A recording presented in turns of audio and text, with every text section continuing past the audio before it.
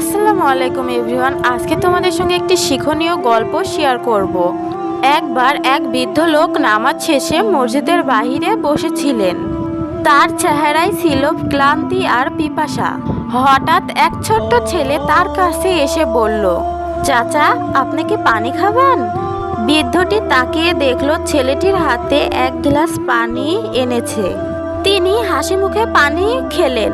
তারপর বৃদ্ধ লোকটি বললেন, বাবা, তুমি জানো এই সামান্য পানির বিনিময়ে আল্লাহ তোমাকে কি দান করতে পারেন? ছেলেটি বলল, কি চাচা? হয়তো জান্নাত, হয়তো বাবা মায়ের জন্য ক্ষমা, আর সবচেয়ে বড় কথা আল্লাহর সন্তুষ্টি। ছেলেটি একটু চুপ করে থাকলেন, তারপর বললেন, তাহলে আমি রোজ এমন কিছু করব যাতে আল্লাহ খুশি হন। বৃদ্ধ মানুষটি চোখ মুছতে মুছতে বললেন, তোমার এই নিয়ত তোমার সবচেয়ে বড় দান।